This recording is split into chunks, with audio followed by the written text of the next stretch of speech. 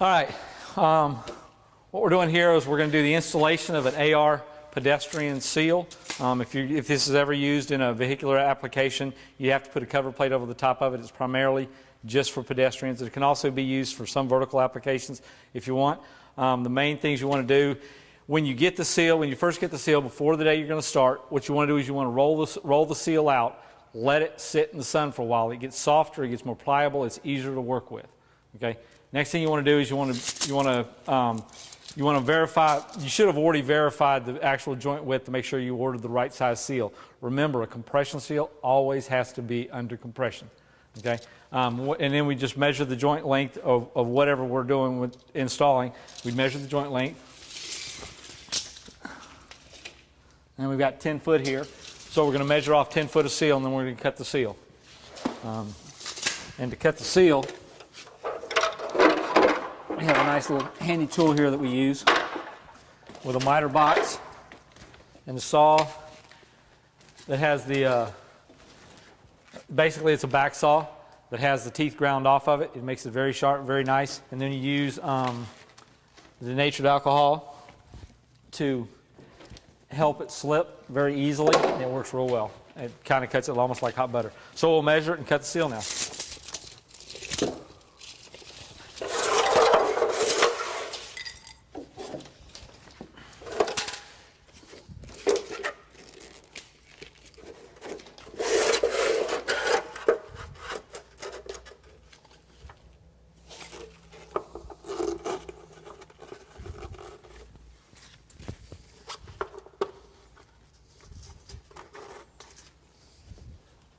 You good? Good.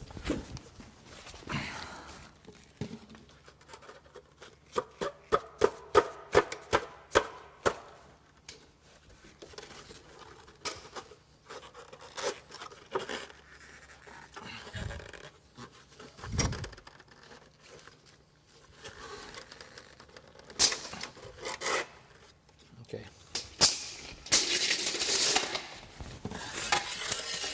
And what you do is you'll spray this with denatured alcohol. You'll spray the blade.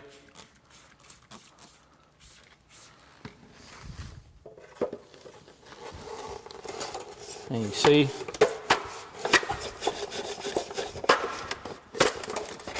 cuts it like hot butter. It gives you a nice, smooth, flat edge. Perfect edge for sealing off. Because what you'll do now is, now that we've cut the seal, we've checked it up, checked it to the right length and everything. We'll cap off we'll cap off each end. Hand me the rag. We'll cap off each end with a peel-in stick or something like that. You can use duct tape if you want to cap the ends off, but I like to use like a peel-in stick.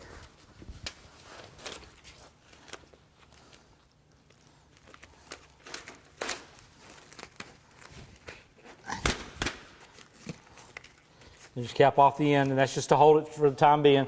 You will be removing this when you install it. And what you'll do to aid in the installation, to bring this down to a better size, is you basically would drill the webs. You've got a lot of webs in here. You've got to drill them all so that your air can flow through each one. Make sure when you're drilling it, you get good penetration through there, and you don't leave a lot of burrs in there. Okay, so you want to use a sharp bit.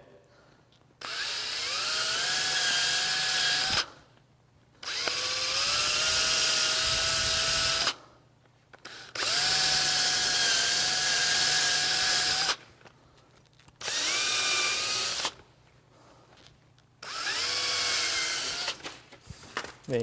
After you drill the end of it, you cap the other end of it off. You cap the other end off like this. And then you put a hole in the top for sticking your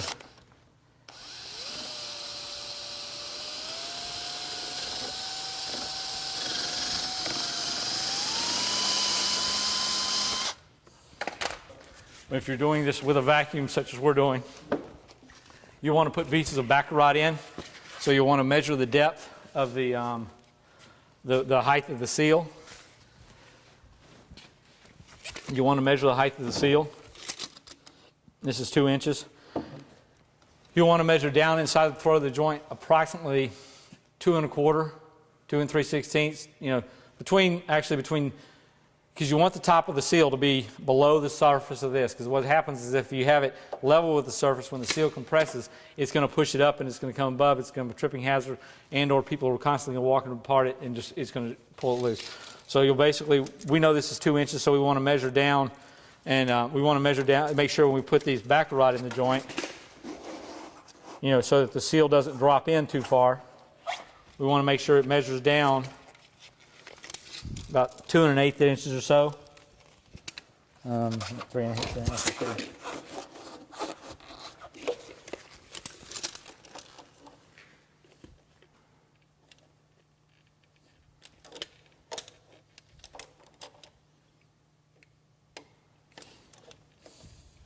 Okay, so we just set all these at 2 1/8.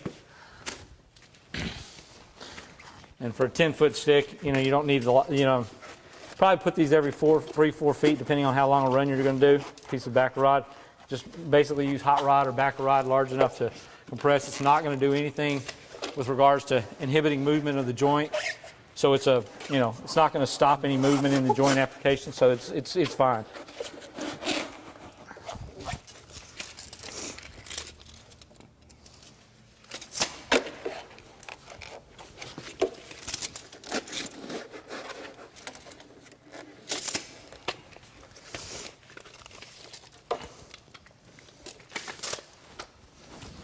Ready? I'm ready. All right, what we've got here, this is the lubricant adhesive. Stir it up a little bit.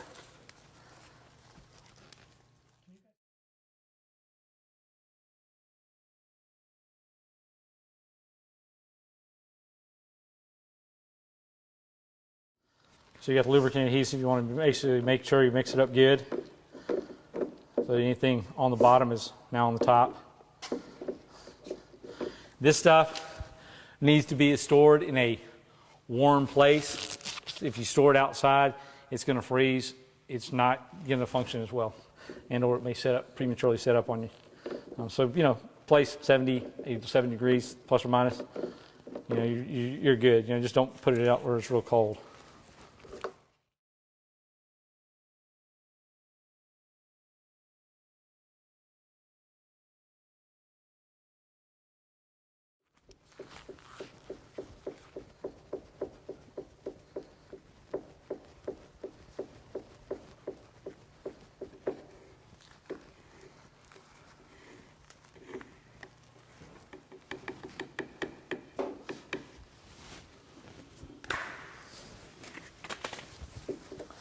Okay, now what we do, we'll set the seal, and what you'll want to do is you'll want to protect the edge of the concrete. If this will say concrete, you know, people will be walking on this, so you'll want to take something like some craft paper, duct tape, put it over the edges of the material here, so it's protected. And I'll go ahead and do that now.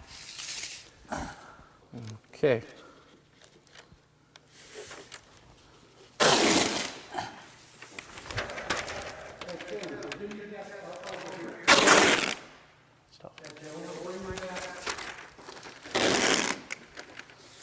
Would you like to be a part of the video?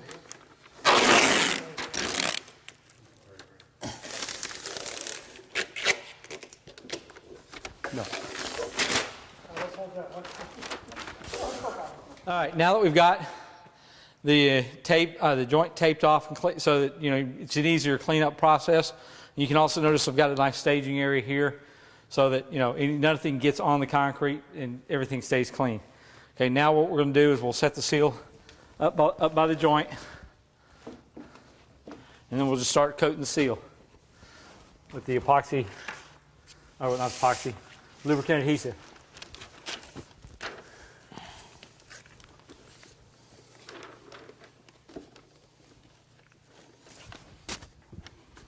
Block the shot.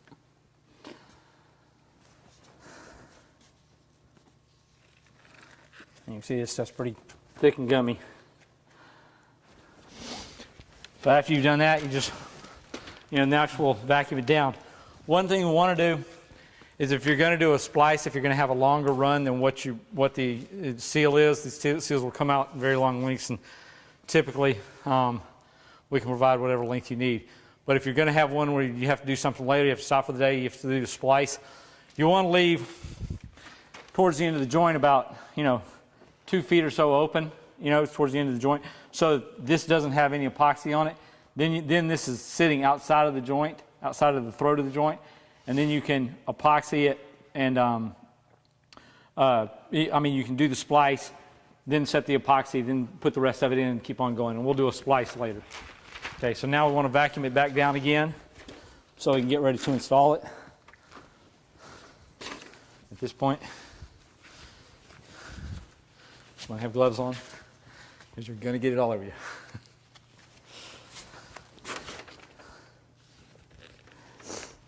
So we'll vacuum it down again.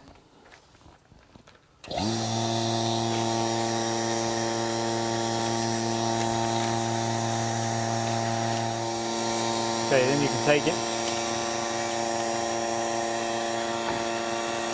Just almost drop it in the joint.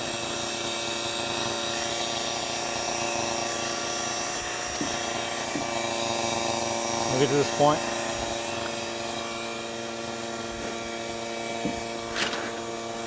You see it takes a little, but it doesn't take much. Sometimes, depending on the joint width, it may just drop right in there.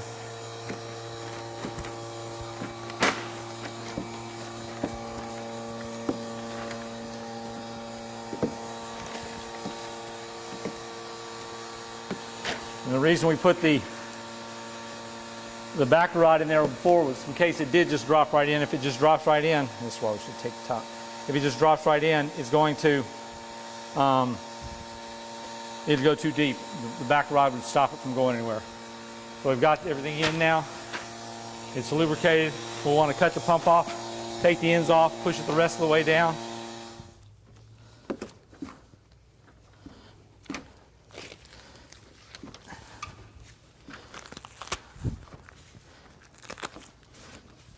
And you see it just slides right in. And I say you don't want to leave it at the top. You can see I've got a slight lip right there. Okay, and that's what you want. You want that lip so this seal is down below the top of the joint.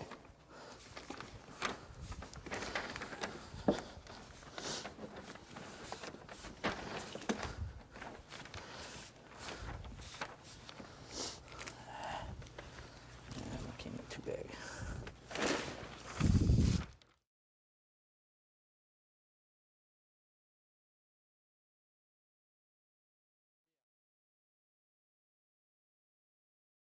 All right, now we're going to go through the cleanup. This is set up a little bit, like I say, there's other ways to do it to help with the cleanup, which if you tape the top of the seal, it helps a lot. And then basically what you do is you just remove the tape and the paper from both sides.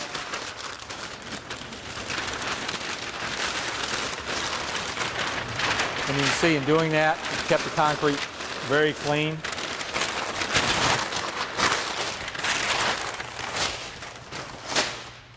Then to get the top of the seal clean, you just take like the rag and a chip brush. I've got xylene here. And basically just clean off the seal.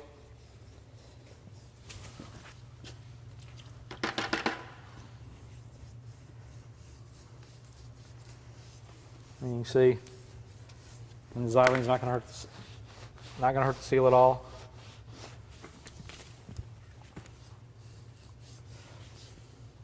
And this one, it cures out. It kind of cures out clean or clear. It'll almost look like a sheen, but still you want to get a lot of this off so it doesn't impede the movement of the seal or anything like that.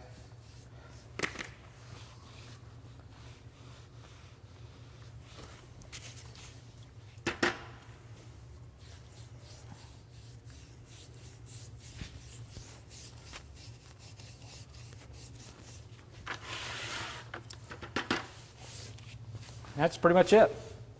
So you have the installation of a AR compression seal.